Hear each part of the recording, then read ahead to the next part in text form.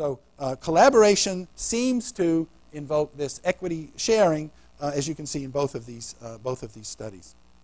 So we think that that this could conceivably reflect some kind of adaptation to collaborative foraging, because if we think a little bit evolutionarily, if we're out foraging together, let me start back. We're in a group and we're going to go out foraging together. Who am I going to choose as my collaborative partner?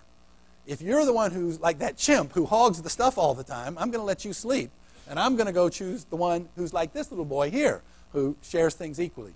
So evolutionarily, there's pressure on individuals if they want to be part of the collaboration. If you want to play the game, you have to play fairly, or we're just not going to choose you. You can be selfish all you want, but you're not going to get to go out and collaborate with us.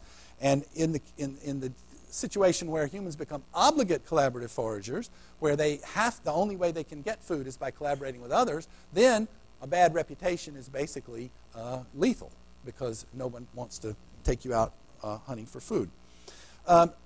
One other aspect of this collaboration that you see in young children is role reversal. So role reversal is that children understand the collaboration when they're doing it. This is a more cognitive aspect, that they understand the role the other one is playing. So this is that game again with the double tubes, we call it. And Felix plays it, and he sets them down, and now we're going to go through the other one. And she gives him the right thing he needs to play his role. Okay, so she understands that he needs that for his role. And then he's going to get in front of the other role and force her to play the other one. Okay, and now she can do it.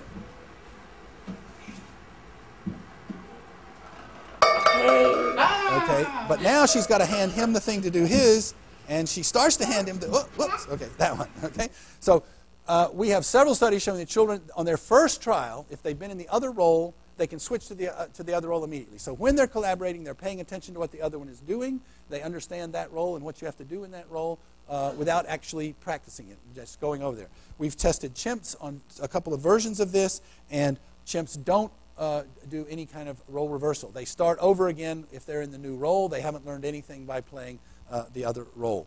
So kids learn the other role faster if they've been in a collaboration than if they just learn it cold, and chimps, there's no difference. Okay, so child versus chimpanzee collaboration.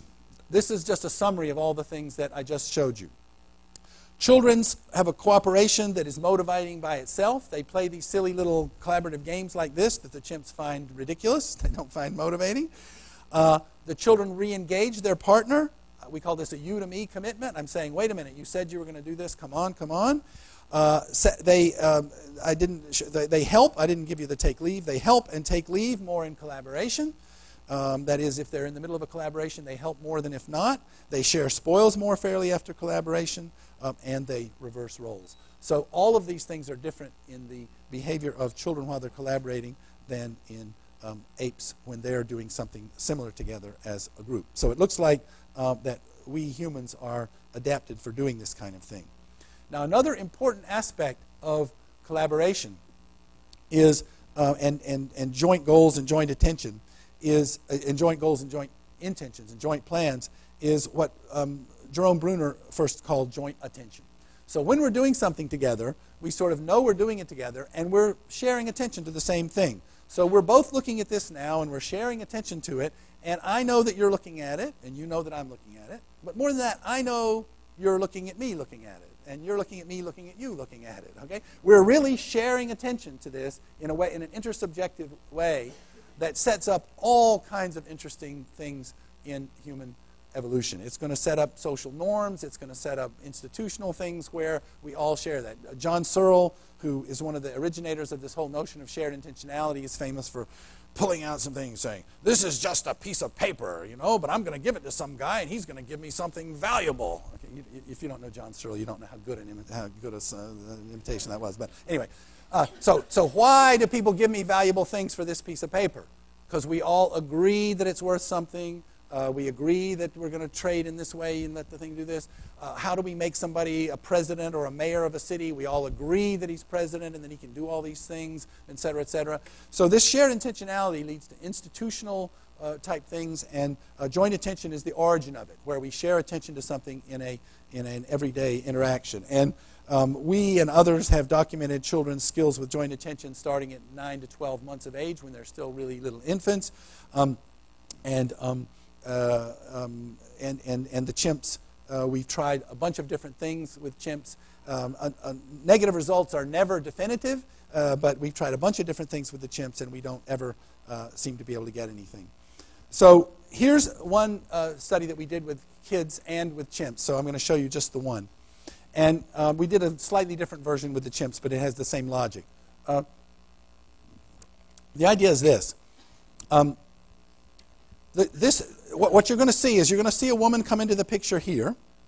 And she's going to come in and she's going to look at this toy drum and go, oh, right? So easy enough. And she's going to do that in both conditions, and I'm just going to show you one condition.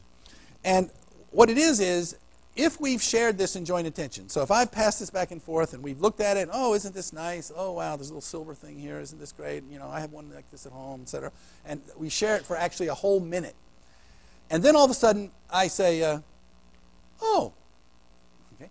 I can't really be talking about this whole thing, right? That would be kind of illogical. It must be something new about it. I go, oh. And you wonder, oh, what does he see? He sees something new about it, right? So that's the logic of this, is that the person who comes in here, in the condition you're going to see, has played with this drum with this child for a full minute. And then she looks at the side of it and goes, oh, all right?